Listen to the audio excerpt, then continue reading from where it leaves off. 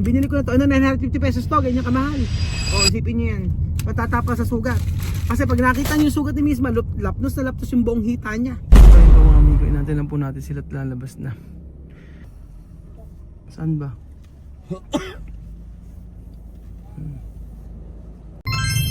Magandang gabi po sa inyong lahat mga amigo. Gabing gabi na po, mag-aalas. Chat ko sila Doc China eh, alas saka si ano, kausap ko. Alas 10 na po ng gabi. Alas 10 na po ng gabi, kita niyo na po. Haggard na po ang itsura ko, antok na ako.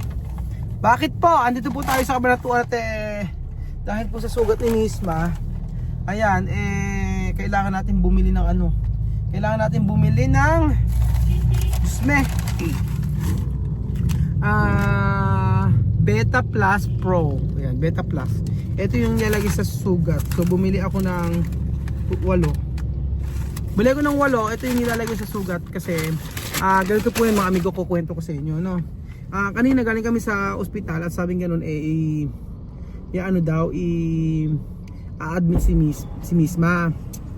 Ngayon, ang sabi ng nurse doon inano siya sa ano doon? Tumawag ng doktor, surgeon. Tumawag ng surgeon para titingnan si Misma. Ngayon, ang sabing gano'n sa amin, dadalhin daw po sa operating room. Doon daw po aayusin yung sugat ni Misma. Tapos pagkayari, i-admit daw po doon. Ngayon po, tawagan ko si Jose. Ang sabi ni Jose ay siya, nasa ano raw si Misma, nililinis na raw yung sugat. At naka-dextrose. Ngayon, butit-butit tumawag ako kay Doc Sheena. Maraming salamat kay Doc Sheena. At sabi niya, pinatingnan ko yung sugat sa kanya. So, ibang yung sugat, grabe. Sabi nga niya, malaki nga raw talaga. So, ang sabi niya sa akin, wag na nga daw. Tuturo na lang. Total, nurse si Princess. So, si Princess na lang bahala maglinis ng sugat.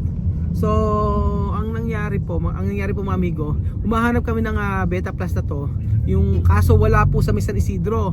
Nagpunta kami sa South Drug, wala. Nagpunta kami sa Mercury Drug sa Gapan, wala din. So ginawa ni Doc Sheena, tumawag siya dito sa may Kabanatuan at meron naman nakita, meron na 20 piraso. Kaya ang kailangan namin ay pinabili niya ako ng 8. So from San Isidro, nagpunta pa kami dito sa Kabanatuan. Almost 1 hour kami nagbabiyahe. Buti nga kamo hindi traffic kasi gabi. Kung umaga sigurado ilang oras kami makakarating bago makabili. Sa Del Pilar pa kami nakabili. Isipin niyo yun. So wala umaga, nakakapagod sa totoo lang kasi hindi pa ako umuwi ng bahay. Nagpalit ako ng tsinelas. Umiyak ako ng bahay, nagpalit ako ng tsinelas. Tapos pagkayari, lumarga na naman kami kasama ko si Belgian. Naantok na nga ako So wala lang muna binibili sa akin ni Doc Sheena. Alam niyo kung bakit? Abi, ang halaga ng isa niya 900 plus, 950. Pambihira, ganun kamahal. Yung binili kong ganito, pakita ko sa inyo ha. Yung binili ko. Yan. Yung binili kong Beta ganito, ito, ang binili ko na to, 950 pesos to, ganyan kamahal. O, isipin niyo yan. Matatapa sa sugat. Kasi pag nakita niyo yung sugat ni Misma, lapnos na lapnos yung buong hita niya. Kaya nga sabi ko nga ganun grabe ka ako. Sa at na nagpapahinga tayo pag mga ganyang aksidente kita nyo naman, hindi naman natin pwedeng pabayaan, diba? Si Chamame tsaka si Jose nasa may ospital, so ayaw din ipa-admit ni Chamame. Si Chamame ang ayaw magpa-admit actually. Sabi niya siya na daw ang bahala at kayang-kaya na daw niya. Kaya tinawag ko si Doc Sheena. Sabi ni Doc Sheena, okay lang kahit hindi na. Pero yung kaninang nurse kanina, sabi nga nun kailangan ng surgeon, etc. Pero ngayon, inano na siya ng anti-tetano at saka pinalilinisan na. So papunta na kami sa ospital ngayon mga amigo. So ayun, yung 8 na yun binayaran ko 7,600. Napakamahal lang pala ako niyan. Parang 7,600. Ganun, yung 8. Paano? Every sabi ni Doc Sheena, every 5 days daw po, mga amigo, ay lilinisin yung sugat ni Misma. Ganun, yun. Kaya sabi sa may Shopee daw may nabibiling mura. Doon lang kami bibili. Papa-order lang ko sa ano. Sabi mo kita kami. Yun. Check mo nga, maghanap ka ng Beta Plus ngayon. I-ano mo na. I-add to cart mo na at bilhin mo na natin. Beta Plus. Ano? Beta Plus. Tapos pakita mo sa akin yung picture. Yung para siyang Band-Aid. Sa Shopee daw 400 lang. Sabi gano'n. So ayan po mga amigo, anti pa rin kami sa Kabanatuan ngayon, pauwi na rin kami. At diretso kami sa ospital ngayon.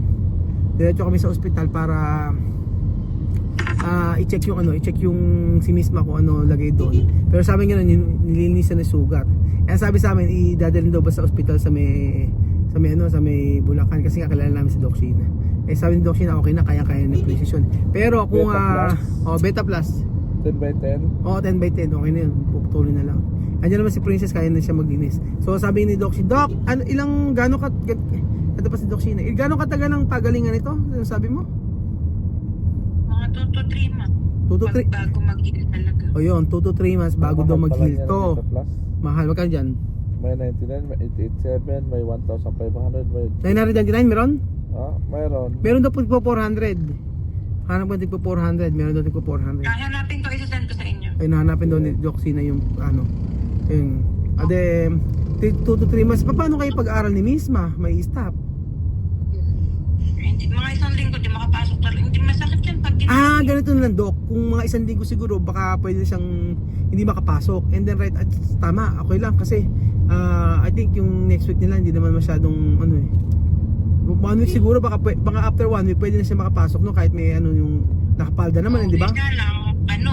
Palda naman ang uniform niya eh. Oo, palda naman, makakapasok yan, sige. Kaya pa yan, kasi 1 month na Hindi lang. na muna sa pag-PPE uniform. Kaya nga, di kasi Doc, 2 months, 2 to 3 months pagpapagaling, okay lang, kasi alam mo, pagka na-stop, hindi naman po pwedeng stop, 1 month na lang ang pasok nila. Sayang naman. Kaya nga, kaya sabi ko nga sa inyo yung mga amigo, yung mga bata andun, iniwanan ko, nandun si Michelle, pauwi na, anong oras na ba ngayon? Mag-10:30 na. 10:30 na, bumabagsak na yung mata ko. So ayun po mga amigo, babalikan ko po kayo mamaya. At ito kami sa Kabanatuan pauwi na rin kami. So ayun po mga amigo, nandun na po kami sa ospital. 11:07 na po ng gabi. 11:07 na po. Medyo muulan-ulan pa yata, maambon na nililinis na. Nakatulog na ako Nakatulog ako sa biyahe. Almost 1 hour kami nagbabiyahe. So inaantay lang namin yung si Chamami tsaka si Jose para pinaayos ko na yung bill. Ayun, pinaayos ko na yung bill. Tapos bumili kami ng ng mga ng mga pagkain. Kasi sabi ni Doc Sheena, mag-inom daw ng Pocari sweet. Hindi daw inumin ni Misma kasi baka daw ma-dehydrate kasi open yung skin. So, sabi ni, tinawagan ko si Jose, sabi ni Mrs. o sa akin,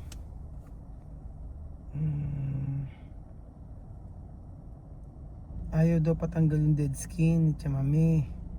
Hindi rin pinilagyan ng bandage, ayaw daw. Cream lang daw ang pinilagay. Sabi gano'n, cream lang daw. Ano Beta Plus? Hindi, ayaw nga palagay ng pinalalagyan ng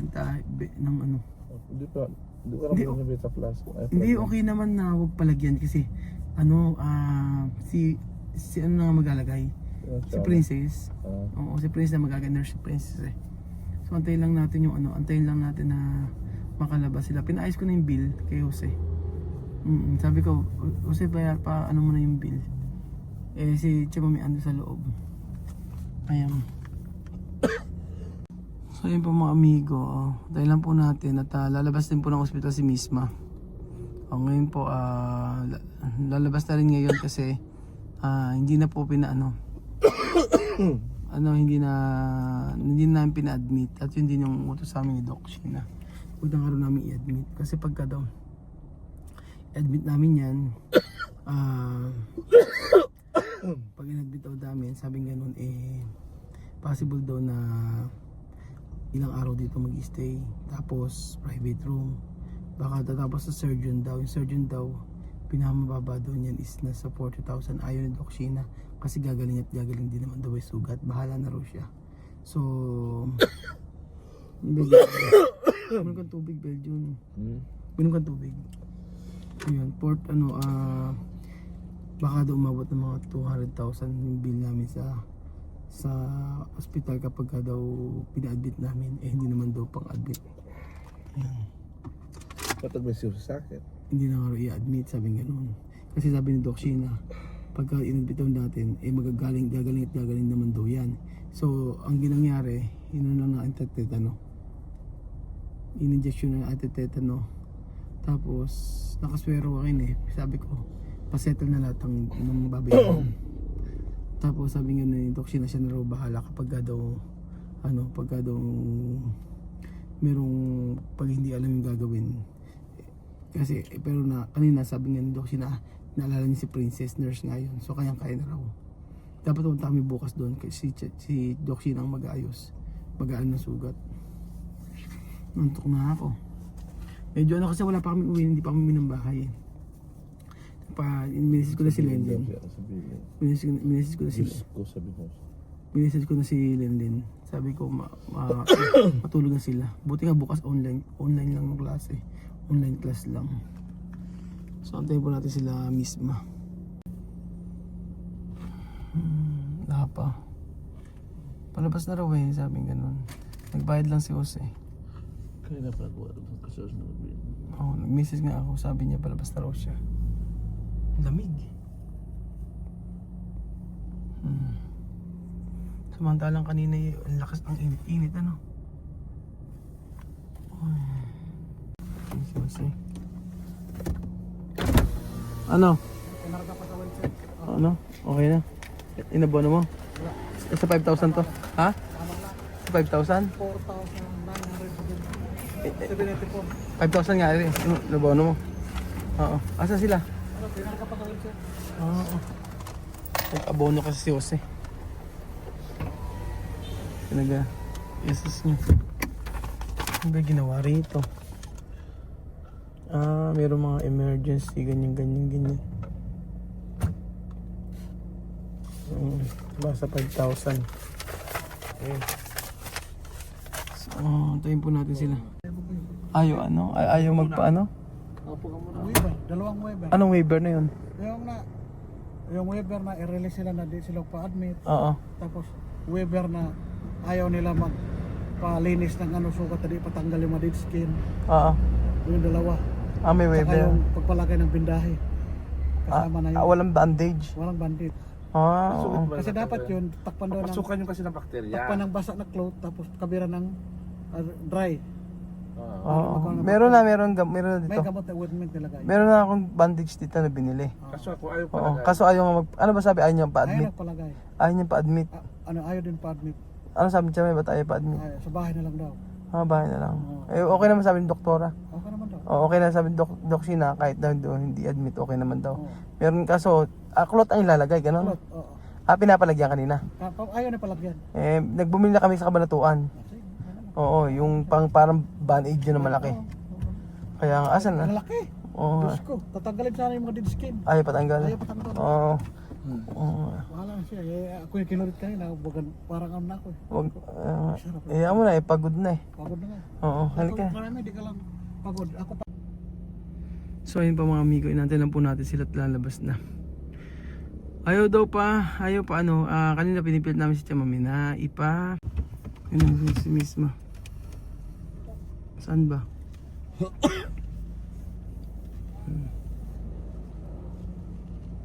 Paano ba?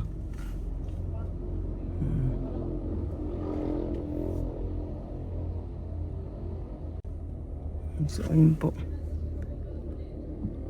Pinapirma daw ng waiver si Chamami. Ito daw na macam leader.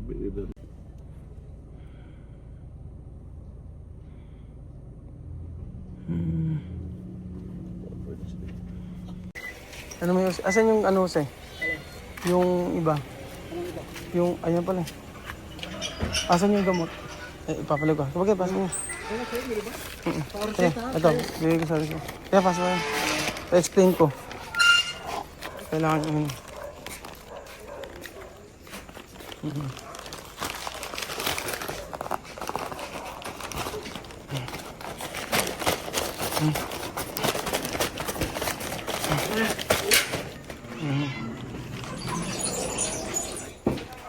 Ito.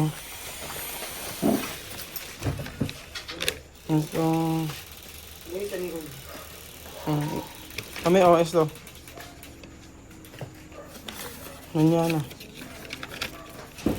Kasi yung pagkain nila. Kami hay que tomar esto sumo. Porque el doctor ha dicho sumo para misma. Tomar mucho agua, tomar mucho esto. Tapos, mañana Princess va a venir aquí para poner esto, ¿no? Princess. Doctor ha dicho. Mipanamic. Esto medicina tomar cuando dolor. Solo esto. Esto mañana yo comprar. Paracetamol, solo esa paracetamol. Ay, aquí. Ay, tama na tulog. ¿Dónde comida? Doc. Doc. Nilagyan lang cream, ayaw pang lagyan ng bandage ni Chamami. Ang tapo. Alam mo, kawawa ang bata. Ano ba mangyayari? Ayaw palagyan ng yung Didikit yung laman, yung kulot-kulot na yun. Didikit. didikit yun. Paano? Sabi niya, Peklat yun. pepeklat. Sasagwa ang balat. Kaya ako pag ganyan nililinis ko talaga. Pumirma Yung mga matatanggal na laman. ng waiver na hindi Hindi papipirmahin talaga kayo. Yun na, pinapirma sila kasi ayaw ni Chamami, siya naman pumirma, sige. Ayaw niya patanggal yung balat, ang gusto lagyan lang daw ng cream. Ano mangyayari? Papangit lang yung balat, ganun. Papangit talaga yun. Doon nagdidik yung na laman Oo. na yun. Didikit yun. Ayaw niya patanggal eh. Kaya mas maganda ang healing, mas makinis ang healing pag tinanggal yun. Kaya nga sabi ko, palinis eh. Nilinis nga nila, kaso hindi nga ayaw. Linis na yung usapan nga namin nung next debrief, matatanggalin yung Ayaw nga ni Chamami. Paano bukas gagawin? Bukas na lang gawin namin.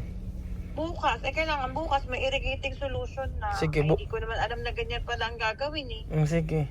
Dapat may irrigating solution, tapos paglinis, tapalan na. Ayaw nga din na sabi ko nga i-admit na nga lang, ayaw din niya.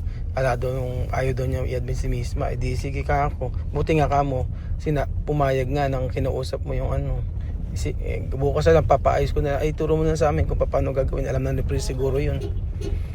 Tawagan nyo na lang. Sige na, tulog ka na to. Salamat.